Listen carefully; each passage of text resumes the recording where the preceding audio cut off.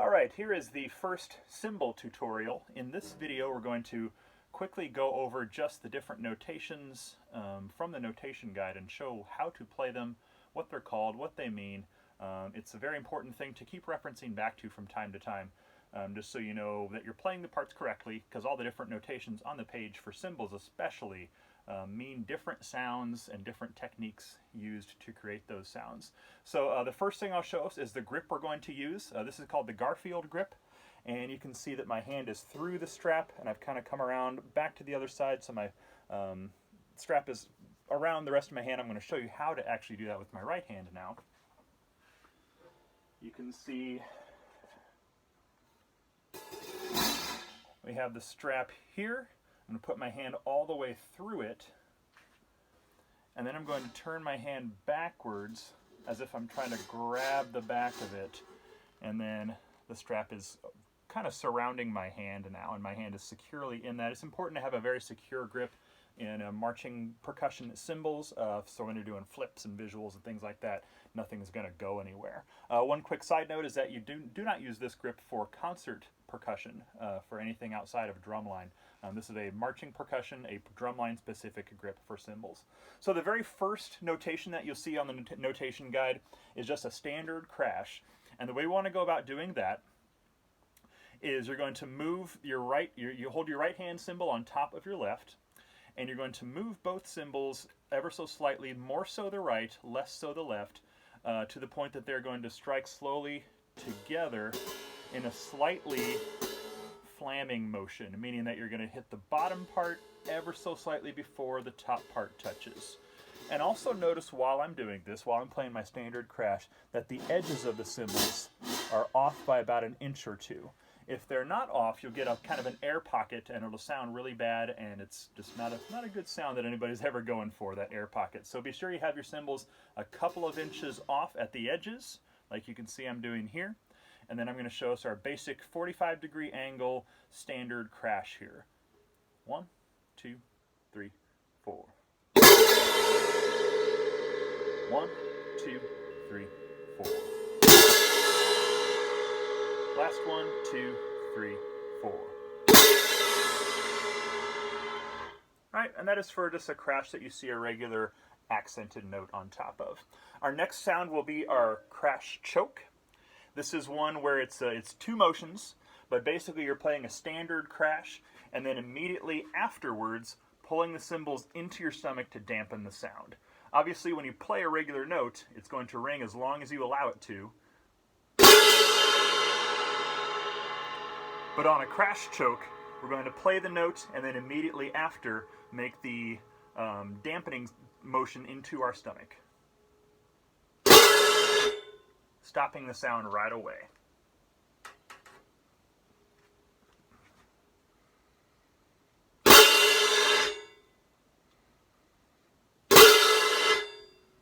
Okay, a few of the other sounds that we have in our notation guide, I'm going to pull back up really quickly on my computer here, just so I'm doing them in the same order that they are in the notation guide.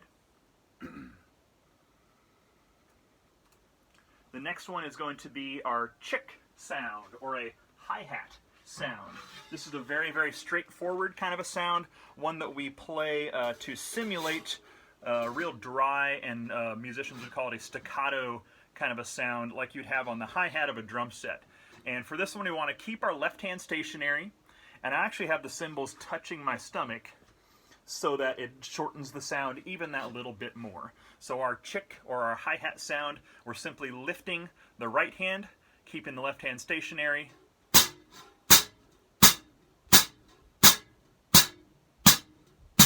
and playing right hand into the left hand with applying a little bit of pressure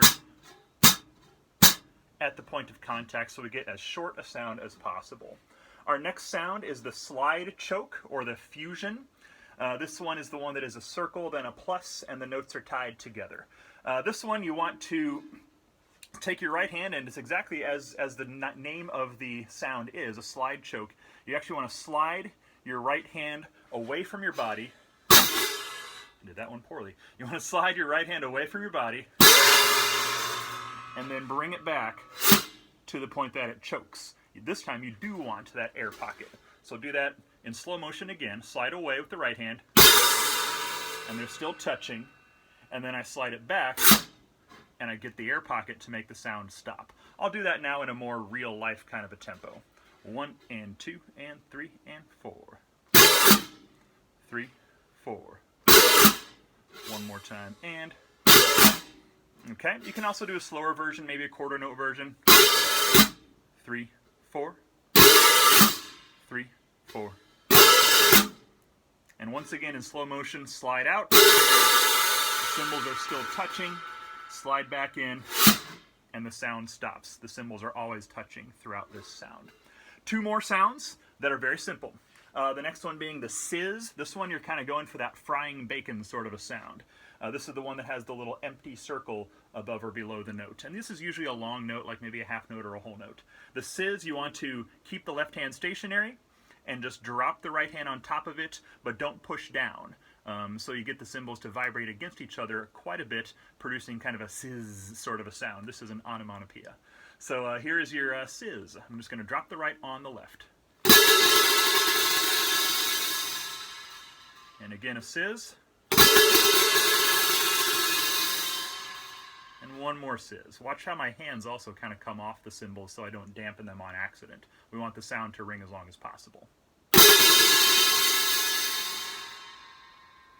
And then the last sound, the kind of squiggly line, I like to call the smash. The smash, I don't write very often, but you do find it sometimes, and it is basically the same as the sizz, the one we just did, but you're pushing both cymbals together and kind of locking them together. You don't want a lot of ring on this one. You want this one to be kind of an aggressive sound without a lot of ring on the end of it. So I'm going to push the hands together on the smash here. Here comes a smash. 1, 2, 3, 4. And one more. 1, 2, 3, 4. So those are our cymbal techniques. Reference this video frequently just to make sure you're doing them all correctly.